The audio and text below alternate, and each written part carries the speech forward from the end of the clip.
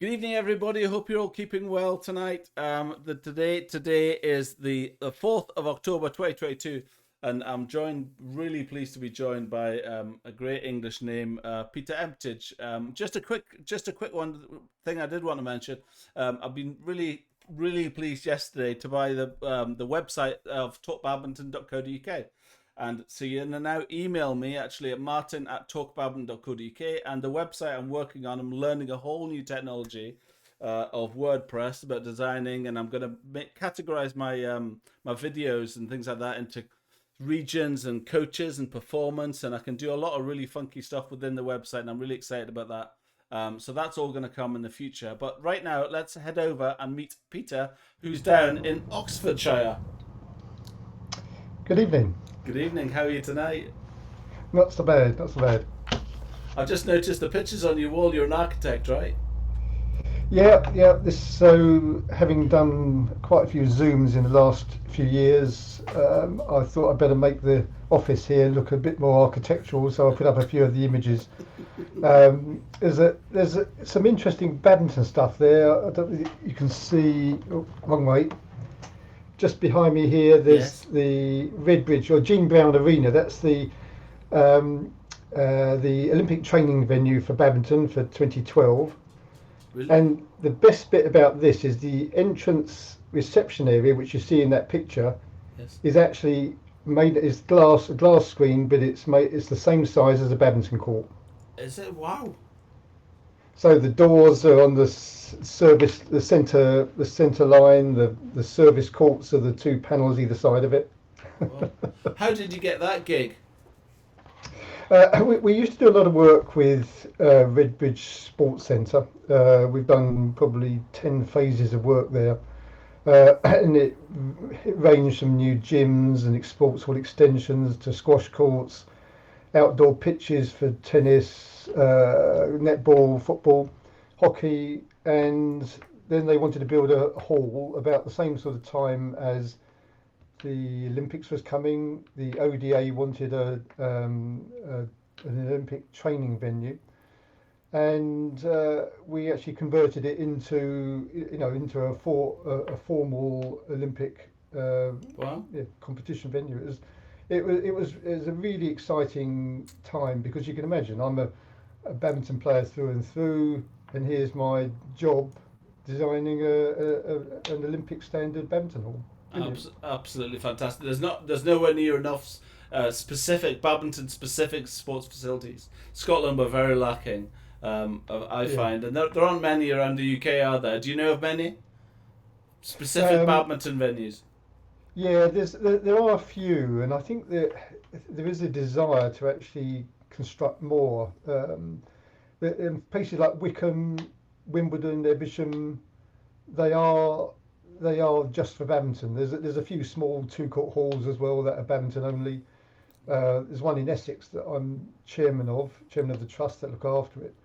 But there aren't that many, and unlike Denmark, where you've got every city has got a 8, 9, 10 court hall I that's know. perfect badminton facilities. We don't actually have as many of those. Yeah. So tell me about your badminton. How did you get into it? Why did you start playing badminton? Do you know? What do you remember? And what age were you as Yeah, well? I was 16 and I fancied a girl who went to a youth club.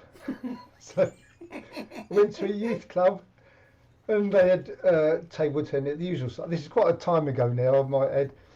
And they had the usual table tennis and you know, pool and those sort of games, but they also had badminton there. And it was a typical church hall. It had They just about had 4 rackets. None of them were any good. There's always the dodgy one with the dodgy handle or the one with strings that are broken that you try and play with. And I really enjoyed it. I can remember being petrified at anything on my backhand. I could not do a backhand at the time. I think I still feel like that now, Peter. Yeah. I mean, the irony is that as you get older, and because it's a weak part of your game, you just make it better and better. And now I prefer everything on my backhand. Ridiculous, Do you ridiculous. really? So when did you took it up and did it? Were you competitive about it straight away or? What was that? Was it Um, just social? Was it a very no, competitive club as well you went to? Or? it was after the youth club. I went to join a little church hall club. It was, I mean, it was ludicrous in terms of its facilities because you could, I could touch the rafters with my racket. If I reached up, I Really? could actually. I'm taller than most anyway, which probably doesn't help that situation. But it really was. It was a Wow. typical church hall. One court where the back line is drawn up the stage, and and that's my introduction to badminton. It always But amuses me. Yeah, it always amuses me when you see badminton players that have played in low halls. They've also got very good driving game. They yeah, don't, that's it. very few clears. There's very good at doubles. Push, Yeah, push, push, yeah. push, push. Because if you try and hit because the roof's a fault, right? And that is it. I mean, that's why we have such good mixed players. We all started off in little halls where you couldn't lift it, pushes down the side into the no man's land. Wow. And Did you compete early on, or what was that like? It was only in a local league. I don't even think they played matches. The club I started at, but by the time I got to 19, I joined a county league club called Leeway, and they were very strong in the Essex League at the time. And there I met a guy, Derek Matthews, and he became my mentor. He said, "You need to play in tournaments. You need to do this, that, and the other." And he encouraged me. And from there, you get into play into the club first team, uh, and it's quite intimidating when you're young and you're playing with quite older men and they're stronger, and it gets a bit testy at times. Um, and I can remember being hitting a guy he did a stupid shot at the net. I hit it down, hit him in the face, and he was over the net trying to grab my throat. I mean, like, and this is quite quite early on in my badminton career. Yeah. But I enjoyed the competition. I enjoyed the cut and thrust. I enjoyed trying to work out how to beat an opponent, what I had to do. Um, then ended up playing 13 county, just about getting into that, and then second team county, and then first team county. Wow. So you work your way through well, in those days. I mean, bearing in mind this is probably the heyday of badminton when we had I don't know how the Ray Stevens, Nora Perry's, Mike Treasures, all that, and of course most of them played in Essex, so it was a pretty tough It's a good team to play ground. in. A good Yeah, ground. Kevin, Yeah. Mm. but it was good. I enjoyed it. And what were you? So how did that fit in with? I guess you were at university or something at the time. Or? Yeah, I wasn't. I mean, the badminton was really only for fun. Sure. Sure. It's not like it is these days where kids have to commit and they go full time badminton and they don't do any jobs in the spare time because they've got to save themselves and they can't get tired. You just you had to do a proper job, and yeah, so I was going through uni. I did it part time, which made it even more difficult. So I had a job, I was studying, I was qualifying, yeah, and yes, and had my son all around that same sort of time as it was getting to that stage. And how did you meet your wife, Julie? Yes, that's Julie. I'd had, yes, I mean, life's always complicated, isn't it? And my first wife and I split up probably 12 years ago, something like that, 10 or Right. 12 years ago, Really? Well. and met Julie. Yeah, Yeah. Good. so I moved from Essex over to Oxfordshire, and yeah, we live Badminton. Do you? Do you really? We probably have more arguments about badminton than anything else. And you play together? We did to start with, but husband and wife pairings never really work. Yeah, it can definitely be a bit prickly, can't it? It's absolutely amazing. And how did you get involved with Badminton England, Peter? So you're obviously a board Um, member there. Have you been in that? Is that a long time thing or? I think I mean, I've always been involved in the admin, so I've had all sorts of roles secretaries and chairman and captain and for the club, and then you do the same thing for the county, and then probably 20, 25 years ago, Eric Brown, uh, who was quite high up in Badminton England and was for a long time, he started up a group. It was called a Special Projects Group or something, Mm. where he wanted to get a veterans committee together. And this is the start of the Masters Policy Group. And it really gave us a head start ahead of any other country in the world in terms of veteran stuff. And we are, as England, we are up there. We are, in terms of our structures and our organisation, we are one of the leading countries. For veterans badminton. Yeah, And yeah. masters really. And what do you attribute that to? Is that categorizing players, and how do you extend it out? Where does that come from? I think because we were ahead of the game, we had the All England seniors. So Masters it used to be called Veterans. Then they changed it to Masters because it sounds better. Yeah. But on the world circuit and European circuit, it's called Seniors. So Really. that's anything over 35, 40, depending on where it is. Um, but we had a good structure. We had league matches and tournaments. We've got the biggest tournament circuit for Masters in the world. No one else has the 10 or 12 events that we have in the year. Well. So Denmark and Germany are starting to catch up a bit, but they've still got a long way to go. So tell me something. I've just passed that kind of threshold of 51, right? And Yep. I still I go to a club and I come back with all kinds of aches and pains and raging that I've lost games with X, Y, and Z. And my wife will say to me, "Man, how old are the people that you play against?" And I say, and I actually have to stop. There's about 30 go to my club every week. And I actually have to stop and go, 25, 30. And I think I worked out that the oldest is about 32. and I'm 51. So was there a point? Do you think is there? How do you feel about that now? And is there a point where you said, you know what, I'm not going to do this anymore, or do you still do this? Do you still do what I do? Do you still go and play against 25-year-olds and absolutely? Yeah. Sadly, I do. I still play at my club in Essex, so I've got some work that I do over that way, and I'll arrange it for a Wednesday night so that I Nice. can play at the club night again.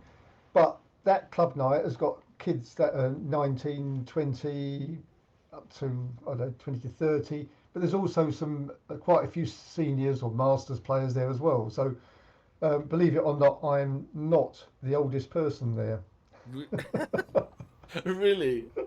E- Even at my age. But I think it's good to be playing youngsters all the time because they keep you sharp, they keep you alert in terms of your state of mind. Because it's very easy if you get surrounded by old people all the time, you'll end up being an old person. Yes. Whereas if you surround yourself with young people who have got a different mindset, I think it's good for keeping you alert and keeping you wanting to do stuff. I'll be honest. I don't mind losing. I don't mind losing to any score at all. And there's no I there's didn't no men- yeah, I yeah. didn't mention losing.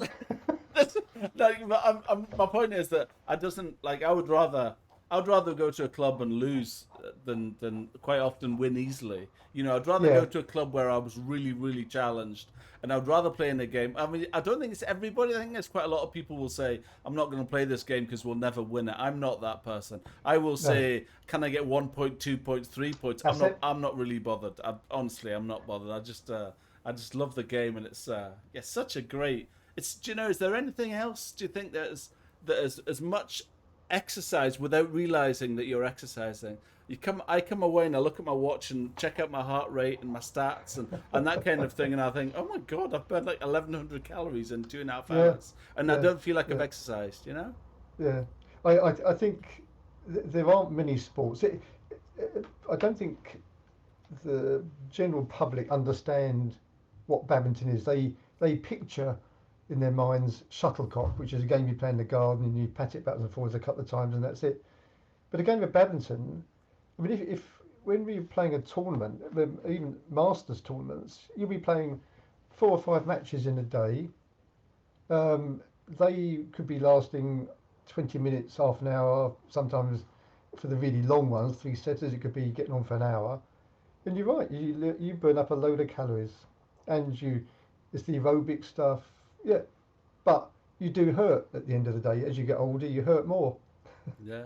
And what? Tell me about your. Tell me about the Badminton England stuff. What is the world of Badminton England? What are the struggles? What are the? I mean, we all hear about the various challenges, and what's the day to day stuff, I guess, and that kind of thing that you have to consider, I suppose.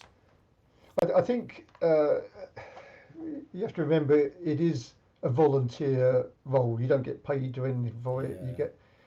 You can claim expenses if you choose to, but I don't know how many people actually do.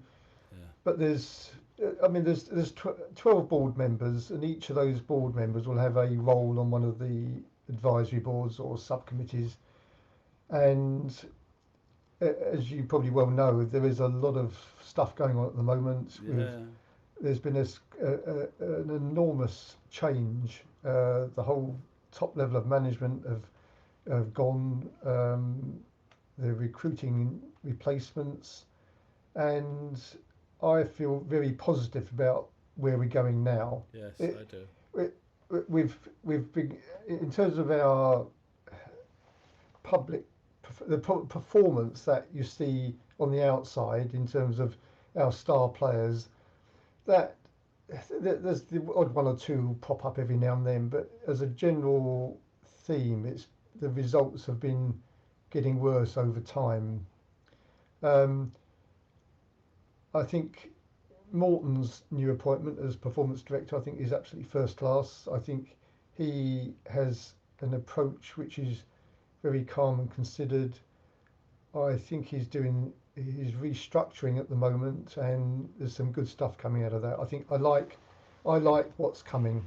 Yeah, it's a really difficult thing. I think kind of managing badminton and badminton players is ever such a difficult thing. And like you say, everybody's volunteers and just trying to get people to understand that, the Mm. professionals that are, it's always difficult when dealing with volunteers.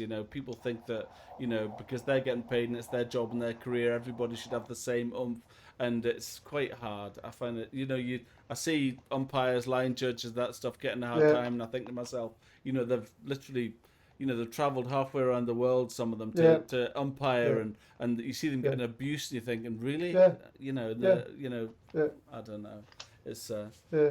I have to say that, and we will have an issue there if we don't get more volunteers yeah, coming in, because uh, linesmen and umpires. I mean, I have to say, I'm not, I don't get it, but there are a lot of people who do and thoroughly enjoy it. I think there's a great team spirit amongst all the line judges and the umpires. When you go to the overseas tournaments, there'll be a couple of, or maybe half a dozen English line judges or umpires that have been sent out there for that particular event, and they're a little group and they're a little team, and they're part of the tournament and part of the excitement of that tournament, and they get a real buzz out of it.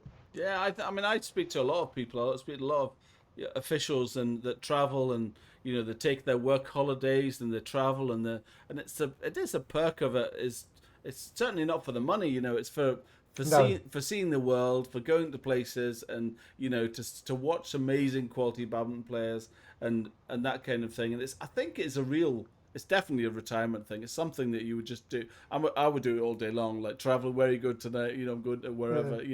Travel all around the world and umpire and yeah. officiate at events. I think it's fantastic. So that It's, brings me it's, brings me nicely onto your images that you shared. The tournament, yeah, the Masters yeah. tournament. Yeah. Do you want to share me your screen again? Let's go I, there. I mean, there's a story to this, Yeah. because of my involvement with the Masters stuff. I was asked to get involved in the World Seniors Working Group, So one of the guys who was Paisan, who was the events director for Badminton World, he asked me to be part of a group to look after the World Seniors tournament. And one of the meetings we had was in Thailand, in Pattaya, where they had what they call the World Chinese Championships. Right. I mean, and I've never seen anything like it. I mean, you can see from the image there, there's 35 courts in one hall, Wow. getting on for 3,000 Wow. participants. These are all masters or veterans, whatever you want to call them. They're seniors in this. What's the criteria of a senior or master? What is that? It depends where you are. I think this one was 35. Right. You have to be 35 or over. Over. It's 40 for a lot of tournaments, but for most of the international stuff, it's 35, and it goes over in the UK. It goes up to 75, Wow. but in this tournament, it went up to 90. Huh? So there's an over 90s event. It's 3 aside. Unbelievable. But you can see from that I mean, tournaments over here. I don't know how many you've been to, but if anybody coughs anywhere near a seniors court, they'll stop the game and complain about it. Really. But this one, there's another slide here, there's you can see people just wander across the court, so you can be playing a match and they're walking across the back of it, and Really? somebody will step onto your court to take a picture of another court. I mean, Look at but that. nobody actually complains. They just get on with it. I think there's another slide here. So yeah, so Look at that hole. there's a match going on there, and there's a guy called Heriento Arby. There's a guy called Cartono. They're all big names from the past. Chinese guy, Backhand King, and he was there playing as well. But they're just loving it, absolutely loving it. There'll be little groups with their picnics sitting at the back of the court. Look at the people watching. That's what gets me. Is the audience is I know. incredible. Yeah, unbelievable. But it was out of the 35 courts, not one of them was any good. They all had it wasn't just a drift, it was a wind, it was Really? about a meter difference. It's like playing outside. But nobody complained. They just get on with it. I wonder how we can get to England badminton back to that. Get to that. Yes, that's right. That's what you want, isn't it? But it's an interesting concept. The qualification for it is you have to have just 1% of Chinese blood. It doesn't matter, as long as you've got a bit of Chinese in you. And I don't know whether that's allowed now. I think they might have had to change the rules a little bit to make it more open. But I played as a guest in this. But yeah, absolutely manic. But a real experience. So tell me about your titles that you were telling me about earlier on. What? Yeah, I think COVID probably helped me, if I'm honest, because it meant that I retained. Pete, you don't hear that often. It helped me because it meant that one of the events was cancelled, which meant I held on to my title a bit longer. So what is it? You're the double world. So I am the current world and European, the 2 separate tournaments, champion at men's doubles and mixed doubles. Wow. In my age group. Wow. What age are you? How old are you, Peter? So I'm 72. Wow. And we won the 65s in Spain in December, and then the Slovenia just gone. We won the Europeans in 70s in Slovenia. That's really impressive. So it really is something. I have to keep adding that it is an age group, and I'm playing old people. But I seem to manage to keep mobile and relatively injury free. When did you start playing? When did you start playing veteran badminton or seniors badminton? As soon as it started, really, when I was 40. And that Really? I think that's why it's probably why in fact I'm the only person who's played in every one of these tournaments, and you had to be a particular age to enable you to do that. Yeah. So the first one was in the first Europeans was in Denmark, and they're every other year, and then the world's is uh, even years and the Europeans odd years, Can or you vice tell me how versa. you can you tell me how it started, Peter? How did it? And you said it's so popular in England and in the UK. How can you tell me how one starts with a membership of clubs all around the UK, and you advertise an event of an age group, and how does it? You were there from the beginning, so how does it start?